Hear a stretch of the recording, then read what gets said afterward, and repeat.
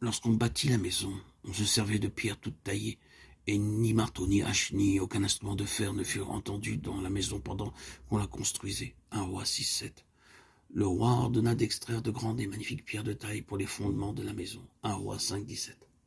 Encore de nos jours, si vous voulez vous rendre à Jérusalem, vous pourrez admirer quelques ruines de ce temple. Vous serez même de vous rendre compte de la taille imposante de ces pierres qui furent utilisées pour la construction de cet édifice monumental qu'était le temple. Les considérant, on se demande comment il est possible que des pierres aussi énormes aient pu être amenées à cette place. Pourtant, la parole de Dieu le dit, et nous le croyons. On n'entendit jamais durant toute la construction un seul bruit de marteau, de hache, ni d'autres outils en fer. En effet, toutes ces pierres avaient été préparées d'avance avec beaucoup de précautions, de minutie et d'exactitude. Elles furent taillées selon le plan, le modèle parfait que Dieu avait donné par écrit à David. Les ouvriers de Salomon, ceux de Hiram et les Gibliens, les taillèrent et ils préparèrent les bois et les pierres pour bâtir la maison. 1 Roi 5:18. Nous avons vu également dans la chronique 28:19 que chaque petit détail de cette construction fut révélé à David par Dieu lui-même.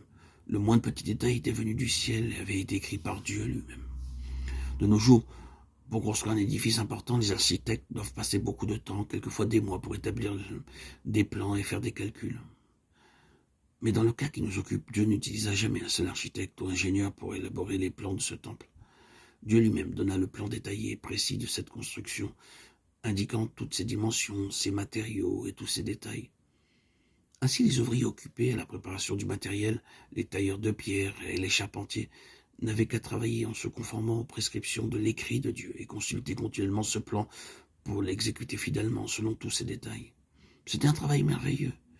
Les pierres ayant été préparées, la charpente fut taillée et rabotée en observant scrupuleusement le plan divin, de sorte que tout fut assemblé avec une parfaite exactitude, et ceci parce que la main de Dieu était sur tous ses ouvriers, tailleurs de pierre, maçons, charpentiers.